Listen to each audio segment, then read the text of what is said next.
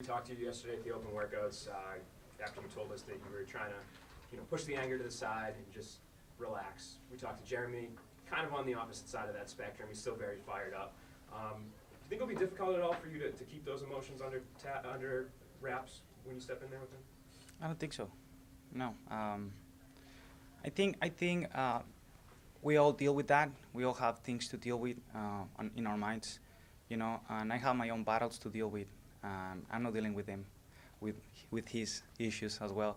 So I'm just, doing the best that I can with what I have, and that's it.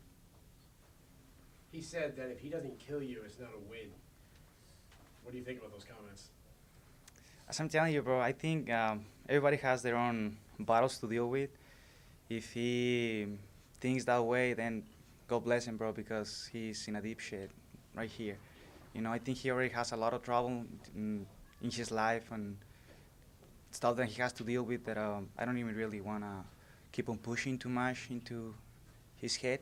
I want him fresh for this fight because, he's a tough opponent. I don't want him to be weak. This is showing me that he's weak, and I want him fresh. I want you fresh, bro. You have being very calm. He was very emotional. Do you think that benefits you to Friday? I think so. You gotta go into a fight completely focused, thinking on what your goal is, and not focusing on the other guy. I'm only fighting me. My only opponent up there in the cage is me. I have to win every second of the fight against me, not against him. He was saying that he's a badass motherfucker and he doesn't think you are.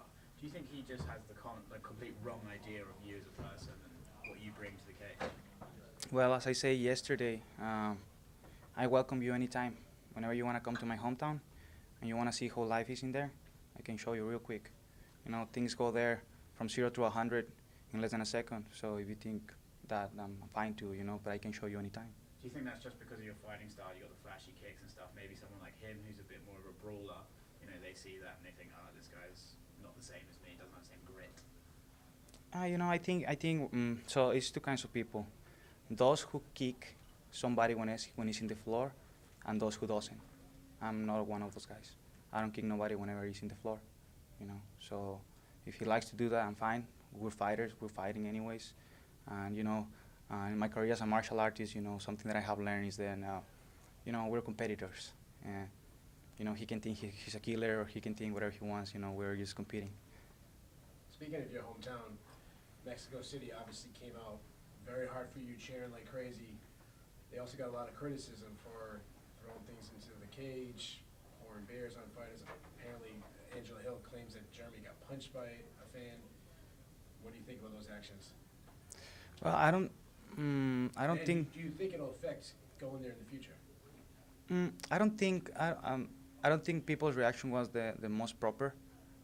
But I couldn't do nothing about it. I didn't tell the fan punch him. I didn't tell the fans throw shit at him, throw things at him. It was people's reaction, first reaction, before even I start speaking in the microphone.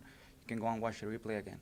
I remained calm until I was in the cage for those 6 minutes. The doctor was shaking him, and people started throwing stuff at him. And people was putting a lot of pressure. He was just with his eyes closed. I think right here with your eyes closed is one word. Whenever you close your eyes and whenever you're in a dark room by yourself, who you are, what you're thinking there, that's what it really matters. I think whenever he closed his eyes and whenever he realized then he was in deep shit, he decided to use the rules to get out of there as soon as possible. Yeah, do you have any regrets though? Like I saw a lot of people say that maybe if you'd have told the crowd to calm down a little bit, speak in Spanish on the microphone or something. Do you feel like maybe in retrospect you could have handled that situation a little bit different? Maybe you could have helped the crowd calm down a little bit? I think I did with what I said, but he was already out of the place whenever I grabbed the microphone. You can go and watch the replays again, as I'm telling you. People start throwing stuff before I even start talking or doing anything. As I'm telling you, I don't think it was the best reaction, but it was the most natural reaction of people doing that. Forget me, bro. I think nobody would like to have that situation. I think it was kind of sad. But even like that, I think the most hurt in there was me. You talked about your hometown going from 0 to 100 really fast. What kind of stuff have you seen go that fast? whenever you want, I can show you because some stuff I can say. Yesterday, he kept using certain terminology. He kept saying, he referred to your fighting as dancing around. He said that you would have an advantage in a 5-round fight because it gave you more time to move around. Do you think that's inaccurate? Do you feel like you're going to go in there on Friday and stand in the pocket and trade with him and give him the best exchanges that he can have? I think, as I was telling you, every time that you go into fight, it's a different fight.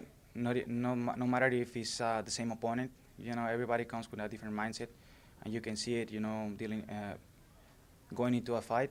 I think this fight is a complete different opponent because of his mindset. Even though he's the same, I changed my strategy as well, and if I can fight 5 rounds in high altitude, I think I can do 3 in sea level. So. When you hear him say that he gave you the advantage in a 5-round fight, he gave you the advantage in a 5-round fight. Do you think that that's a signal that he's going to come out super aggressive on Friday? Of course, Yeah. but what else he can do? It's the only way that he knows how to fight. So that's what I was expecting, anyways. Yesterday, you didn't really want to talk about it when you mentioned that if you win, especially if you win in a spectacular fashion, there's a very good chance you're facing the winner of Max Holloway, Alex Volkanovski. I know you said you're not focusing on that, but do you have a prediction on who wins, and who do you think you match up stylistically with better? Well, I think the fight can go either way. Why? Because I think Alexander Volkanovski is a young, tough guy, tough opponent, prospect, and he went inside the rankings real quick. And as we saw him against Jose Aldo, he controlled him. We have never seen something like that before. But Jose Aldo is going from his prime, is going a little bit like down, because of the age and all the years and all that, And I think Max Holloway is on his prime right now. I think Max Holloway is really hard to beat.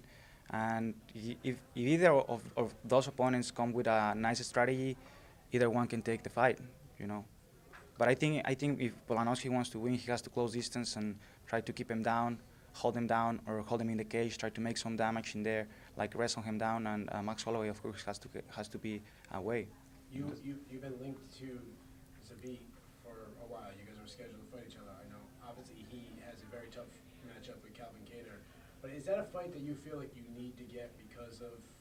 I asked the UFC, and I was trying to get the fight in Mexico City because it was a fight that the fans wants to see, and I don't know, something was going on with him, and the fight couldn't happen. The fight offered to me was Jeremy Stevens, and it was that, use that, and I've been asking to fight. I mean, as I said before, and I will say it again, Jeremy Stevens wasn't my first option because he's behind me on the rankings, not because I did respect him or whatever. And I'll say it again, I'm always looking to fight somebody that is ahead of me in the rankings in order for me to move forward, And I don't even care about the opportunity of fighting for the title shot right now. All my focus right now is fighting Friday against Jeremy Stevens and perform well. After they called off the fight in Mexico City, you obviously were very emotional. One thing that got a lot of eyeballs was when Michael Bisping came up to you, talked to you, you pushed him, swore at him. I know immediately afterwards you apologized. Did you guys ever talk a little deeper about that? And is there no animosity anymore? No, what I said was against him. It wasn't against him. It was just in the moment. I didn't realize who was touching me whenever. I was like, whoa! So, I was just in the moment, just feeling all that, And then I really think I did really well, I mean, there is some emotions going through you whenever you are inside a cage in front of all that people and with all the pressure and stuff, And I think I calmed myself down real quick, as we have seen before. Shit gets a lot worse sometimes, so I think I deal with it real good, instead of acting really bad. I think I did a great job, and we are human beings. You cannot be so tough on me and like, oh, your reaction, and we are human beings. Are you gonna tell me that you never have done that before, so you are perfect? Then you should be teaching me how to act. So no way you're calling Bisping out of retirement for a match, right? Probably I will. I'm just kidding. Just kidding, brother. You were so big. That's it. Thank you. Good luck to you. Thanks, Yair.